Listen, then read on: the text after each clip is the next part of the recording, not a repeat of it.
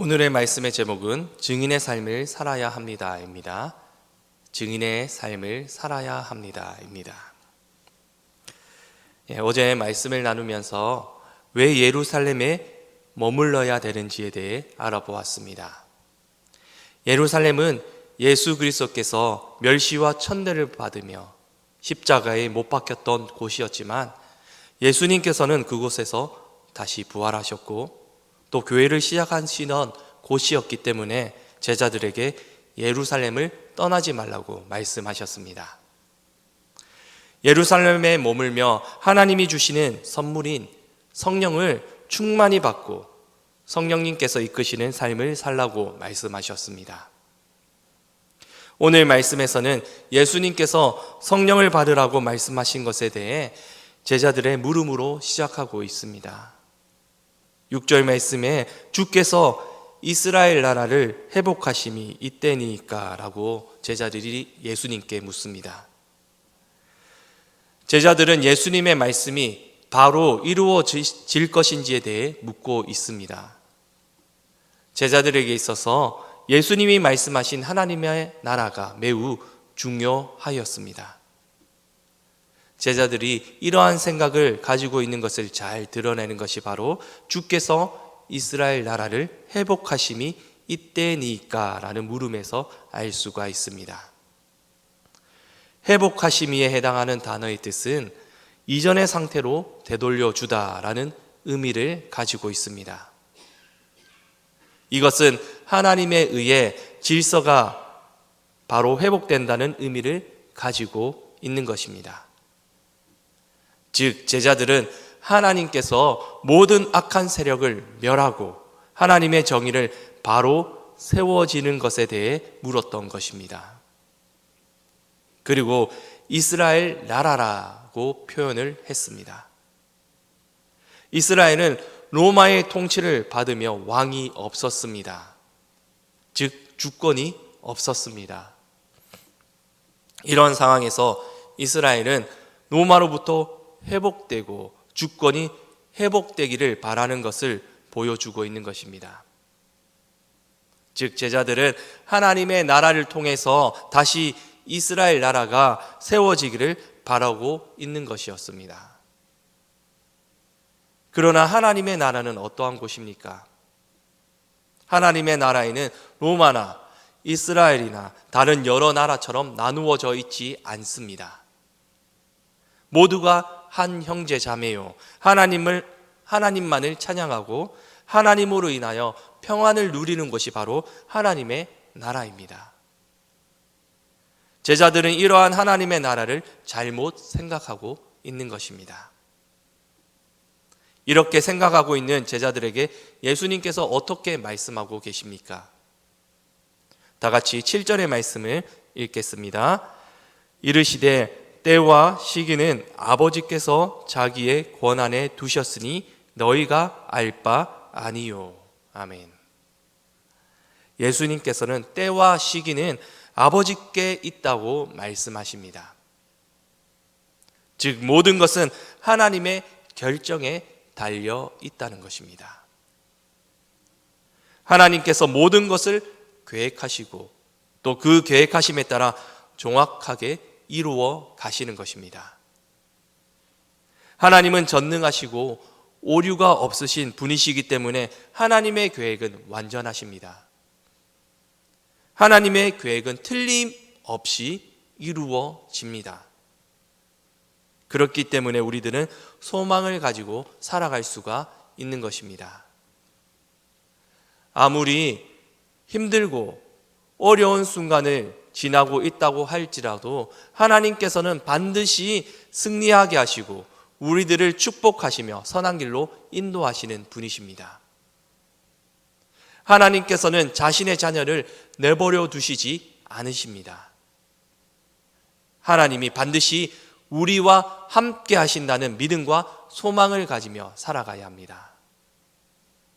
이것이 세상 사람들과 그리스도인들과의 차이점입니다. 우리 성도님들은 하나님이 나와 항상 함께 하시며 인도하시는 분이라는 그 사실을 꼭 기억하며 살아가는 성도님들이 되시기를 바랍니다. 예수님께서는 때와 시기가 아버지께 있다고 말씀하시며 너희가 알 바 아니요 라고 말씀하십니다. 이 말씀을 직역하면 이는 아는 것은 너희의 것이 아니다 라는 것입니다. 이 말씀은 너희가 해야 할 바는 따로 있다 라는 말씀입니다. 예수님께서는 제자들이 이스라엘 나라를 회복하심이 이때니까 라고 물었을 때 그렇다, 아니다로 대답하지 않으시고 모든 것은 아버지의 뜻에 달려 있다 라고 말씀하신 것입니다.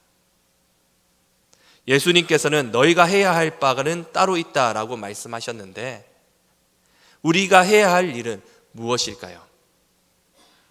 우리가 해야 할 일은 바로 예수님께서 말씀하십니다. 한번 다 같이 8절의 말씀을 읽겠습니다. 오직 성령이 너희에게 임하시면 너희가 권능을 받고 예루살렘과 온 유대와 사마리아와 땅끝까지 이르러 내 증인이 되리라 하시니라. 아멘. 우리가 하나님 나라를 위해 해야 할 일은 바로 성령의 충만함을 받고 성령님과 함께 예수 그리스도의 증인이 되는 것입니다. 예수님께서 이 땅에 오신 이유가 무엇입니까? 예수 그리스도께서 이 땅에 오신 이유는 온 인류의 죄를 대속하기 위하여 이 땅에 오셨습니다. 모든 사람들의 죄를 사하시기 위하여 이 땅에 오셨습니다. 즉 예수 그리스도께서 이 땅에 오신 것은 모든 사람들을 살리시기 위해 이 땅에 오신 것입니다. 예수님께서는 이 땅에서 온 인류를 대신하여 십자가에 달리셔서 모든 물과 피를 흘리시며 돌아가셨습니다. 그리고 다시 사심으로 구원의 첫 단추를 꿰었습니다. 이제 구원의 역사를 우리와 함께 하시기를 원하십니다.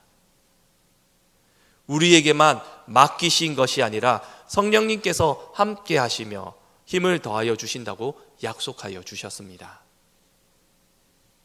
이렇듯 모든 것은 하나님께서 하나하나 이루어 가시는 것입니다. 온 인류의 죄를 대신하여 예수 그리스도를 보내신 분도 하나님이요, 우리에게 성령을 보내셔서 복음을 전파하게 하신 분도 하나님이십니다. 예수님께서는 성령님이 오시면 권능을 받는다고 말씀하셨습니다. 권능은 힘과 능력을 뜻합니다.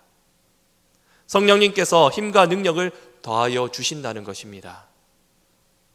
이렇듯 모든 것을 행하시고 이루시는 분이 바로 하나님이십니다.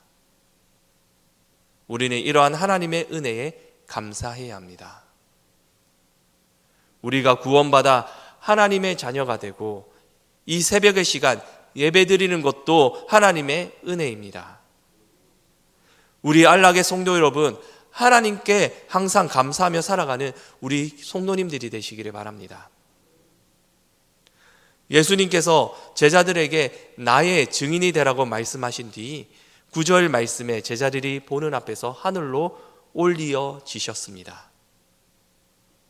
누가는 제자들이 보는 데서 올려져 가셨다고 기록함으로써 예수님의 승천이 절대로 꾸며낸 일이 아니라 역사적인 사실임을 보여주고 있는 것입니다. 그리고 예수님이 승천하실 때 구름이 그를 가리었다고 말씀하고 있습니다. 구름이 가리었다는 것은 예수님의 권세를 나타냅니다. 예수님께서 변화산에서 영광스러운 모습으로 변하셨을 때 홀연히 구름이 예수님을 덮었습니다. 또한 예수님은 마태복음 26장 64절 말씀에서 이 땅에 다시 오실 때에 하늘에서 구름을 타고 올 것이라고 예언을 하셨습니다. 이렇듯 예수님께서 변화산에서 영광스러운 모습으로 변화되었던 사건과 승천과 재림이라는 중요한 사건들에 있어서 구름과 함께 등장하시는 모습은 구약에서 하나님께서 모세의 성막에 영광으로 임재하셨던 그 모습을 다시 생각나게 합니다.